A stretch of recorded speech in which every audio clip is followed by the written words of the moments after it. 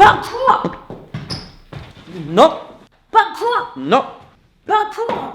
Parcours. Non. Parcours. Non. Parcours. Non.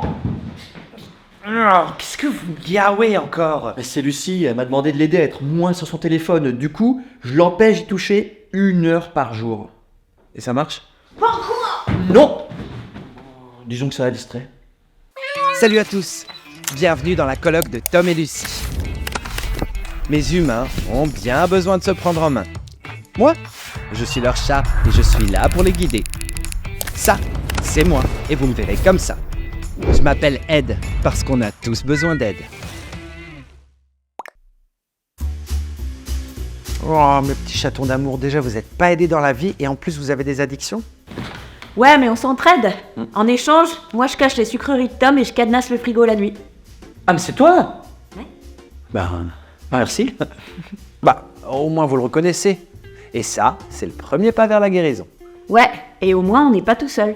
Bravo, tu ne crois pas si bien dire. Comme vous, des millions de personnes sont sujettes à des addictions. En France, 5 millions de personnes sont dépendantes à l'alcool, 13 millions au tabac et 1,5 million aux drogues illicites.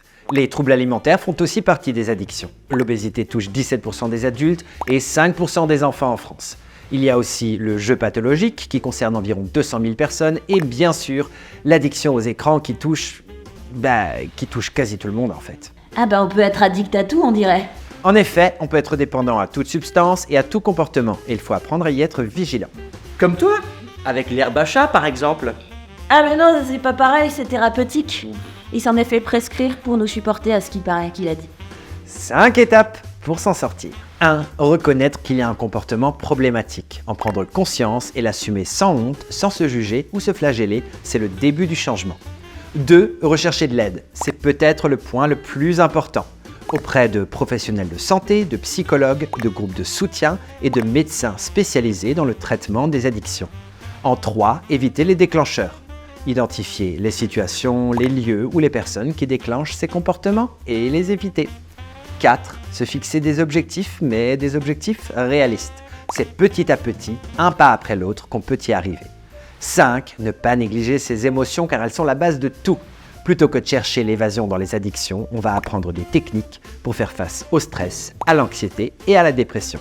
La thérapie, la méditation, le sport sont autant de pistes à explorer. Encore une fois, les aides extérieures sont précieuses. Bah oui, je me disais bien qu'il suffisait pas juste d'avoir envie d'arrêter. Mais non, c'est bien plus complexe que ça. Qu'on me donne l'envie d'avoir envie d'arrêter.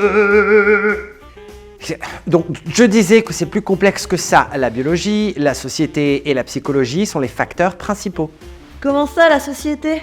Et oui, la collectivité doit aussi œuvrer pour une société plus saine et plus équilibrée. La prévention, par exemple, est tout aussi cruciale que le traitement des addictions. T'es prêt Tom? Parcours. Pour t'informer sur les addictions et trouver de l'aide, n'hésite pas à télécharger les liens en description de la vidéo. Et si toi aussi tu veux être bien dans ton corps, bien chez toi et bien sur ta planète, alors abonne-toi parce que t'as vu, on a tous besoin d'aide.